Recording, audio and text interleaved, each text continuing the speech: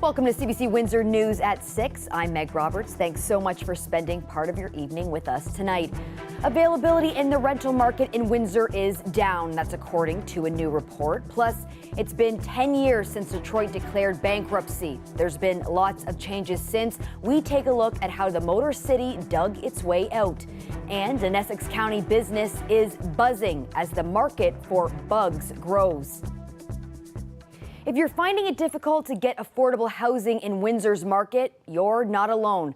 The open rental market is not favoring tenants, as a report from the Canadian Centre for Policy Alternatives shows. The CBC's TJ Deer has more on that. One renter says he has to occasionally make difficult choices. It's hard to, provide for myself seeing rent so high. I legitimately have to, at times, put off things of necessity in order to pay my rent. It's a huge crisis here in Windsor, Ontario. Availability for rentals even at this point. His concerns aren't surprising. In Windsor, the wage required last year to be able to afford a one-bedroom apartment was more than $19. For a two-bedroom apartment, the wage jumps to almost $23. Both of these are higher than the province's minimum wage. The report also says that there were no Windsor neighborhoods that had affordable rental units available for a full-time minimum wage worker. The report defines affordable housing as spending 30% of income or less on rent. Minimum wages are supposed to improve the conditions of folks that are at or near the poverty line. But in fact, those improvements in minimum wage have largely gone to paying landlords higher rent. And so we haven't seen the type of improvement that you'd want to see from boosting minimum wage. Windsor is also one of 11 cities out of 36 across the country that saw a decrease in the number of neighborhoods that had affordable one-bedroom apartments. In 2018, 4 neighborhoods had affordable units. Last year, there were none. Even this renter is noticing how bad things are. I'm in with community housing, so my rent is geared to the income, thank God. If not, I would not be able to afford nothing. I mean, $1,300 for a one-bedroom apartment is crazy. And so I would not in a million years be able to afford that. One organization trying to tackle that problem is the Windsor-Essex Community Housing Corporation. The corporation's new development in Forest Glade is a new build aimed at getting people into affordable housing, but the wait list is already long. I think the wait list is around 6,500 right now, or climbing, so definitely that's a concerning indicator for us. We've been doing our part in terms of getting buildings like this built, and we have a number of other rent-geared-to-income buildings that we are in the process of constructing or in the pipeline to construct. Shanmugam says CHC has been able to add more than 200 units over the last 2 years to help people get into affordable housing. But although he says government has been making some progress, more can be done. On our part, we capitalize on any available funding, any support from the various levels of government, and we build buildings like this. But Lampron says he might have to take drastic action if things continue the way they are. I think at that point I'd have to, look outside of Windsor. I'm sure there's places with cheaper rent other than here. TJ Deer, CBC News, Windsor. Union leaders for workers at Windsor Salt say they've entered mediation with ownership. This comes after months of picketing at the mine. Oh, hopefully it works good. Hopefully the lawyer comes in there and actually, from the company lawyer, comes in there and actually wants to settle the contract. There's about 250 people on strike. The mediation talks are happening this week in Toronto. Union officials have said that the company is trying to starve out employees by dragging the strike on. Ownership has not replied to any of our requests for comment during the 5-month-long strike. The ownership group did send a statement out last month. In it, the owners said there was an agreement on the table that the union abruptly walked away from.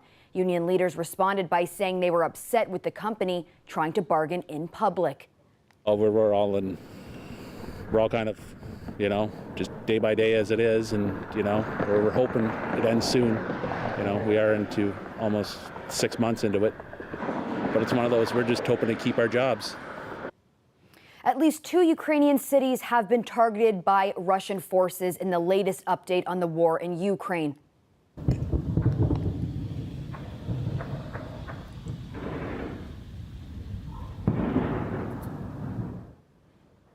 This is the video from Odessa, the port city in southern Ukraine. You can see Ukrainian air defenses firing into the sky. The Russian airstrikes happened a day after the Kremlin claimed Ukraine attacked the only bridge linking Russian-occupied Crimea to the Russian mainland. Of course, the war in Ukraine has been nothing less of tragic as Russian forces continue to launch airstrikes in part of the country. But through the terror has also come connection. A woman in Lakeshore has discovered relatives she had no idea existed. I had the privilege of sitting down with Naja Komar to hear her story. This is what caused the tears to flow. This is a picture of my mother. It was the first thing Naja Komar saw when she opened a package sent from Ukraine about a month ago. A picture of her mother's face, who died nearly 50 years ago. Also in the package, a letter. This is quite unexpected. I knew I had relatives in Canada. Unfortunately, until this war was that opened the doors through the social network called My Heritage. The letter was sent from a 33-year-old Ukrainian woman who says she's a great-great-grandchild of Komar's aunt. She said she's been looking for relatives, the war making it easier as greater efforts were put into reunification.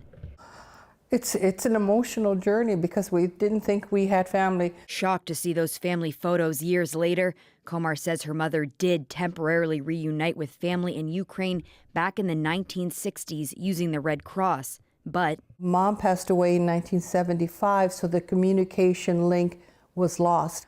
For a 33-year-old through 3 or 4 generations to have kept all of this in the hopes, it was an emotional journey, yeah.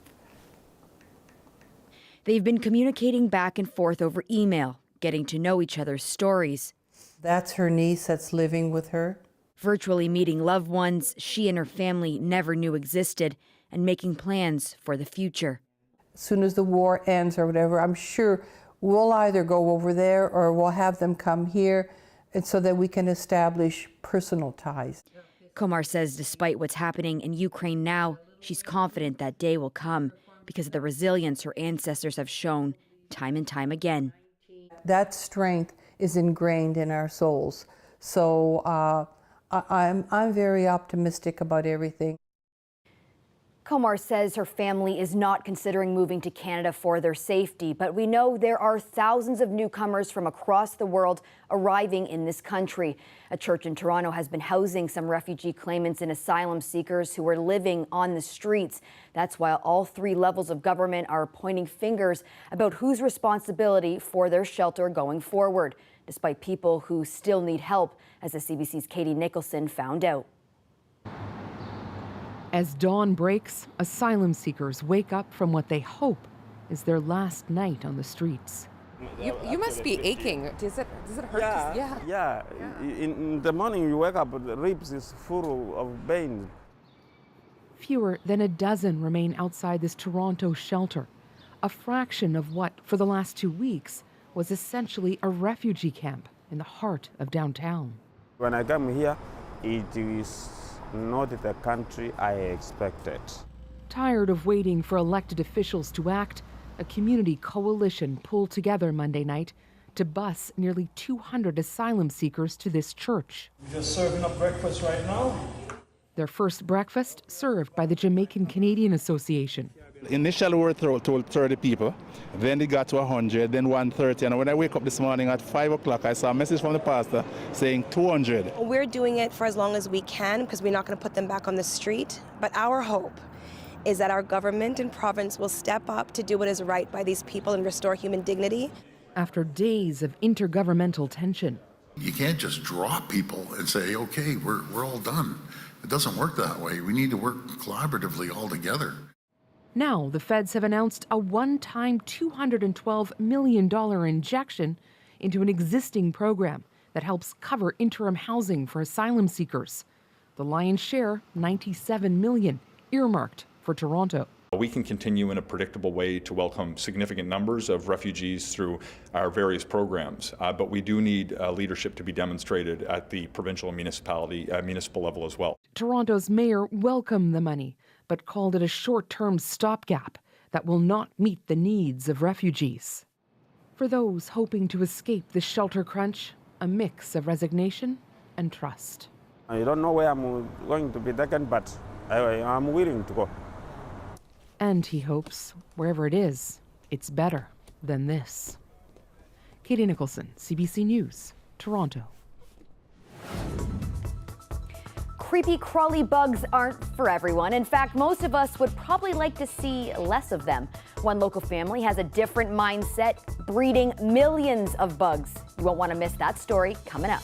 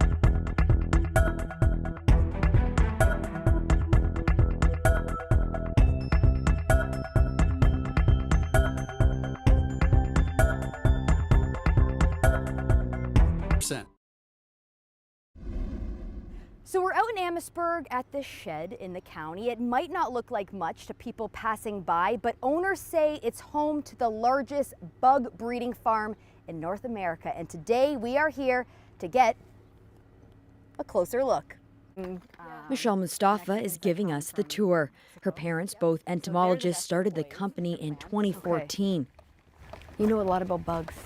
I do. I do. I am known as the bug lady among my friends, for sure. They started with a single bug, and now? Okay, so where are we? So this is the bumblebee room. This is where we breed our pollinators. This place is buzzing. These bumblebees are part of GrowLive's operation, They breed bugs. Massive greenhouses purchase them for better pollination. Pollination is how much fruit you're going to get. So for a farmer, they're not going to play around when it comes to their pollination. So how much would this box cost? So depending on the amount of workers that are in the hive, it can be anywhere from $100 to $150 per hive. But bees are just one of the 17 species of bugs procreating here. This room houses a tiny army of bugs, making a big impact. You might be able to see the 2 tailpipes at the back. That's how you know it's an aphid. Most of the bugs are bred as a defense mechanism for unwanted creepy crawlies. The bugs' grow-live breeds make meals out of the pests like whiteflies that damage tomatoes and spider mites that infest fruit trees. It's a process called biocontrol. It's a way to naturally control pests instead of having to, spray their crops with pesticides. This is kind of like the first line of defense now. You are taking good bugs and you are allowing them to eat the bad bugs. Exactly. Exactly. Yeah. Pesticides stop working. So just like antibiotics, if you keep taking harsher, and it's not working, the bacteria they get stronger and stronger, and then there's no antibiotic that can help you. It's a similar case with pesticides. Growlive's operations mimic the insect's natural habitat outside. They're fed, harvested, and then shipped off, often purchased before the growing process begins. It's holistic. Instead of just seeing a problem and targeting it, it's preventing the problem before it can even happen. As their company grows, so does the industry. There really are quite a few companies in the area that are developing, basically rearing the natural enemies of the pests that we have in the greenhouses. So the introduction of millions and millions of insects to the region, gross? Depends on how you feel about bugs. But is it safe? This entomologist says yes. A lot of the species that we see in the greenhouses, they're already established in natural ecosystems, or a lot of them are actually native species, so they're already present anyways. So in terms of their dynamics with natural ecosystems, oftentimes if their target pest has disappeared, they also disappear. So the government absolutely sees agro-ecosystem resilience as a key priority. It sees that we need to have very sustainable approaches to pest management. Mustafa says it's been a slow process to get farmers to change their growing ways, but says the company has been able to explain the benefits of bugs over pesticides, in turn burrowing these insects into farmers' pest control tactics. And I think finally now in the industry, we're making a place for ourselves. People are realizing, okay, they're here to stay. Working with bugs every day may not be for some, but beauty, she says, is in the eyes of the beholder. It opened my eyes to what's right in front of me outside that I never noticed or appreciated. All right, Colette. So this company, as I had mentioned, it has grown pretty substantially. They now have over 20 employees. What do you think? Could you work in a warehouse breeding millions of bugs a day? I don't know if I would, how I would do, I'd say, in case they escape. But you know what I will say is I really appreciate seeing the innovation and the creativity. And I think it's that part of mankind, personkind, whatever, that we need when we're facing climate change and all the problems that are associated with it, including what we're looking at right here. Earlier this month, we were talking about how, we've had the warmest day on the planet, like if you look globally, and then, now wait, next day, this one's the warmest. Well, now it's just been 15 days. Yeah, the last 15 days, the warmest we've seen globally with the heat. I know we're not necessarily feeling it in southwestern Ontario or southern Ontario as a whole. Temperatures closer to seasonal or even a little bit below, but they're certainly seeing it continuing to bake here into the southwestern U.S. And I'm pointing out Phoenix once again because yesterday it was a tide record. Well, today it's a new record. They've made it over 110 degrees or over 43.3 degrees. So that's 19 consecutive days they've seen that. And then compare that to these, consider ourselves lucky how comfortable these numbers are. Looking at readings 23, 24, 25. Humidex values even for July are relatively low here when you're seeing them not even over 30. And in terms of what's going on. In our skies, things are relatively quiet as well. Sunshine, we get a little more cloud cover coming in. A few isolated showers popped up, but more towards the east, so nothing too strenuous on us there. And as I take you ahead to what's going to happen for midweek for tomorrow, we're also looking at tonight, quiet conditions. Tomorrow, a lot of sunshine again into the afternoon, few clouds pull through, and an isolated shower isn't out of the question, but I really don't expect it. Even if we see something developing, sometimes that's just drying up in the upper atmosphere.